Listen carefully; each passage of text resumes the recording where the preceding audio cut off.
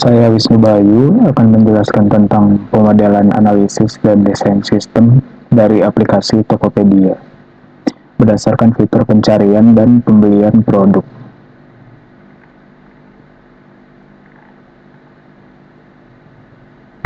Pertama, deskripsi kebutuhan fungsional dan non-fungsionalnya.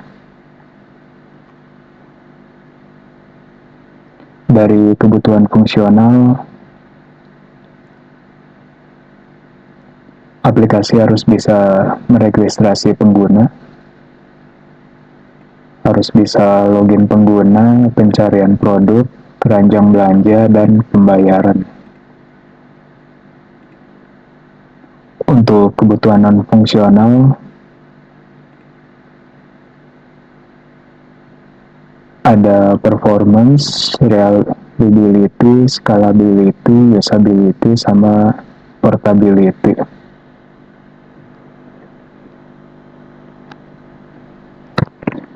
Performa berhubungan dengan pada saat memuat halaman,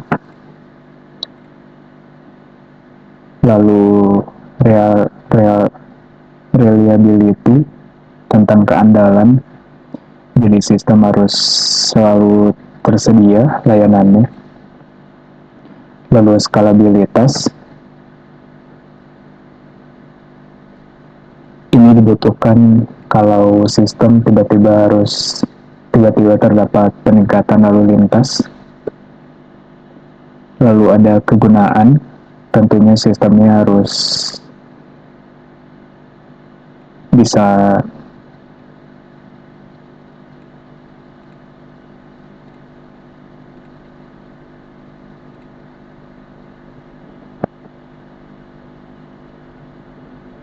contohnya sistem bisa memungkinkan pengguna untuk menyelesaikan transaksinya maksimal 5 kali klik sehingga pengguna bisa dengan cepat melakukan transaksi. Lalu portabilitas, aplikasi harus dapat diakses dari berbagai perangkat.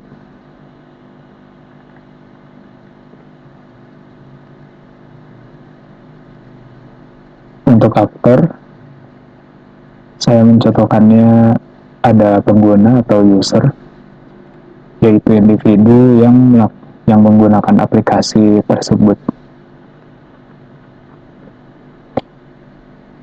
Use case untuk pencarian produk, untuk pengguna,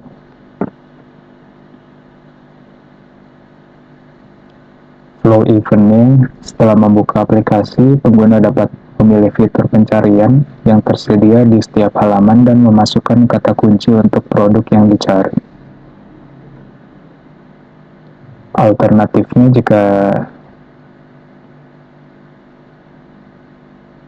jika sudah pernah mencari, bisa memilihnya dengan history.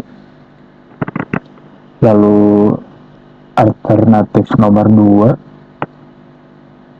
selain history, kolom pencarian juga menampilkan rekomendasi produk. Lalu use case untuk pembelian produk,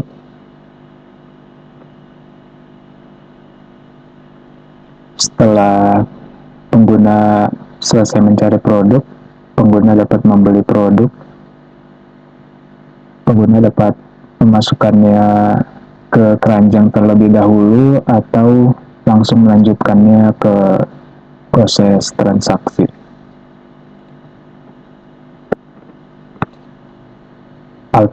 Alternatif eventnya, pada saat pembelian pengguna dapat menggunakan kode promo untuk mendapatkan diskon di pembayarannya. Lalu exceptional eventnya, jika pembayaran gagal, sistem akan menyarankan metode pembayaran lain.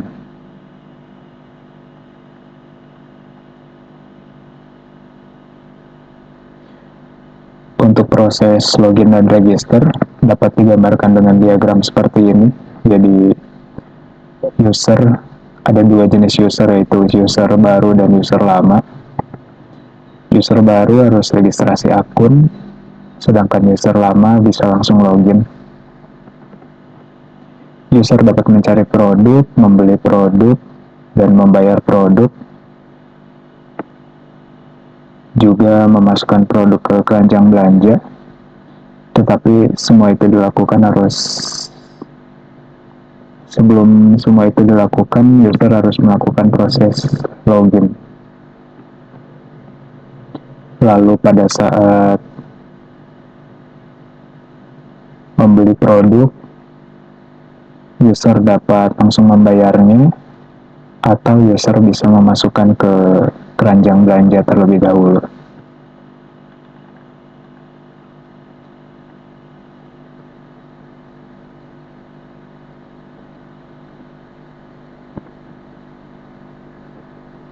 Untuk activity diagram dalam pencarian produk seperti ini,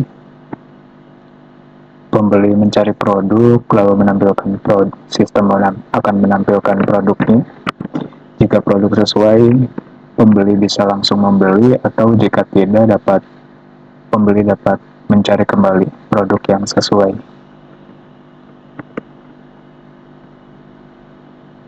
Untuk pembelian produk, pembeli dapat memilih produk, lalu terdapat pilihan langsung beli atau isi terlebih dahulu ke keranjang. Jika sudah, sistem akan menampilkan halaman pembeliannya.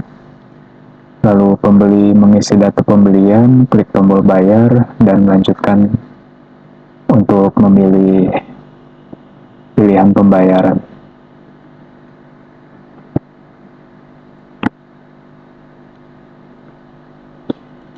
Berikut ada contoh desain mockup-nya.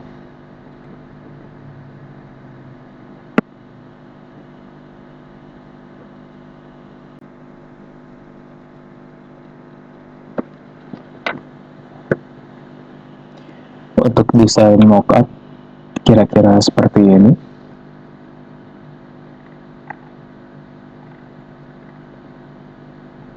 Pertama ada asetnya yang dipakai.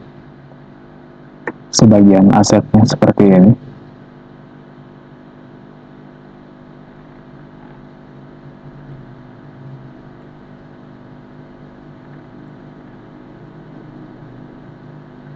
Lalu ini tampilan aplikasinya.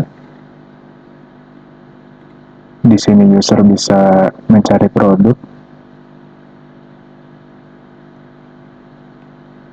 atau jika user tertarik dengan rekomendasi, user bisa langsung memilih produk yang di halaman pertama.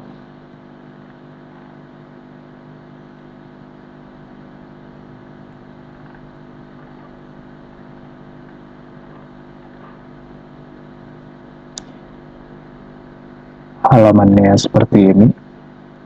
User dapat scroll ke bawah. Terdapat berbagai pilihan menu dan pilihan barang.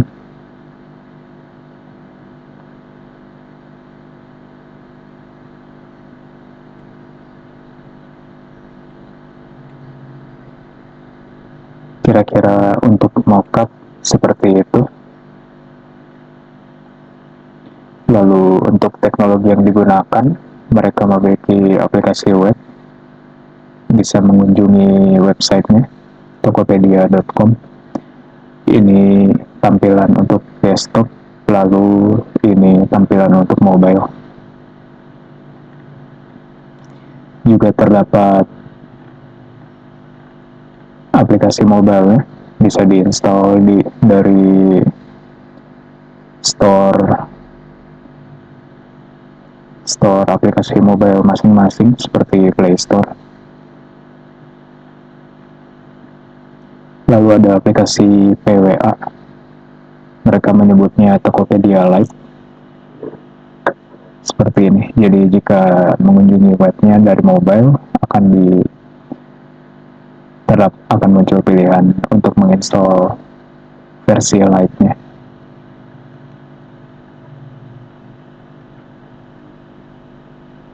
Selanjutnya testing. Saya menggunakan Lighthouse. Jadi Lighthouse adalah alat open source yang dikembangkan Google untuk membantu pengembang meningkatkan kualitas halaman web mereka. Alat ini akan menyediakan audit otomatis dan menampilkan berbagai aspek seperti kinerja, aksesibilitas, best practice, dan SEO.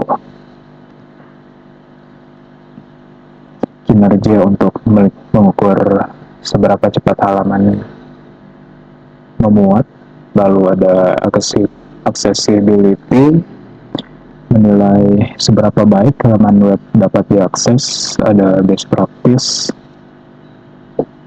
untuk memeriksa praktik dalam pengembangannya, lalu ada SEO untuk menganalisis webnya dapat optimal untuk dicari mesin pencari atau tidak.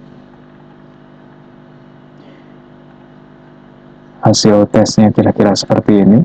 Mereka langsung memunculkan skornya.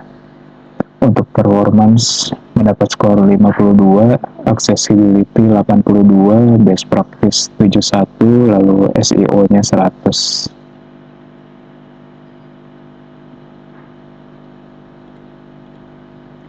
Berikut hasilnya ditampilkan dalam detik.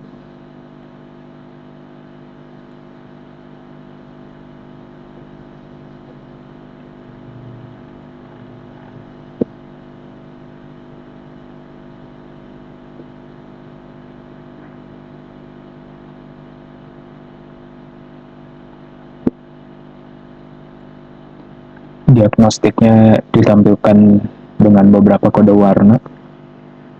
Ada kode warna merah seperti ini, lalu ada yang warna kuning.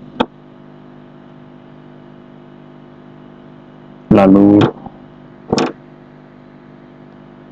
Lighthouse menjelaskan beberapa rekomendasi untuk meningkatkan skornya.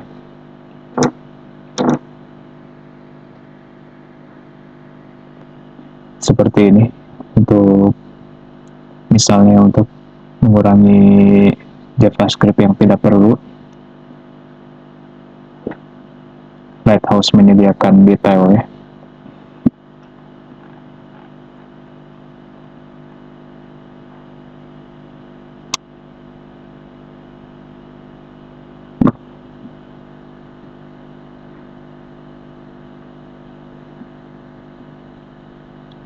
Contohnya seperti ini. Dalam accessibility disarankan best practice-nya, jadi target tidak memiliki spacing yang baik.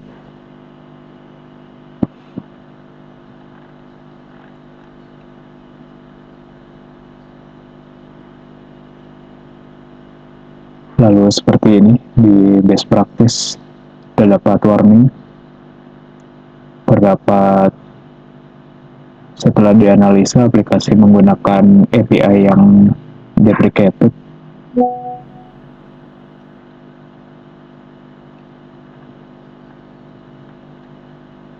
Sedangkan SEO mereka mendapatkan skor 100.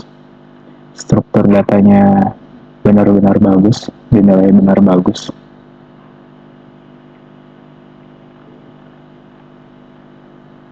Lalu untuk testing selanjutnya saya menggunakan JSON script untuk mencari dan membeli produk.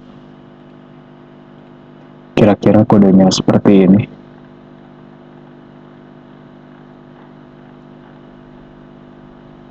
Setelah dijalankan kode JSON tadi, saya mendapatkan hasil seperti ini.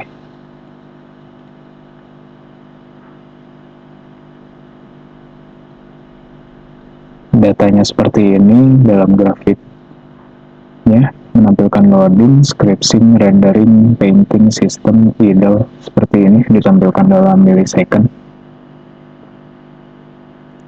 Lalu juga ditampilkan dalam bentuk seperti ini timeline waktu.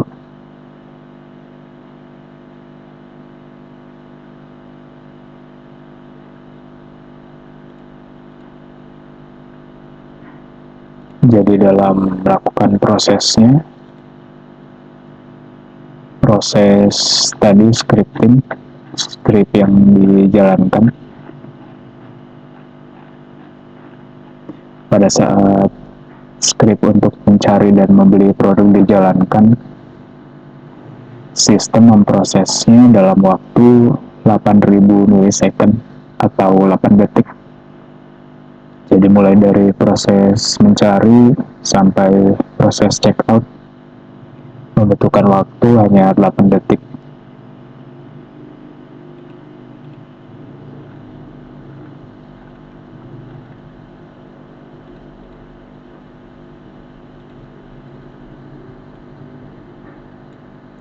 Sekian bahasan saya tentang analisis dan desain sistem.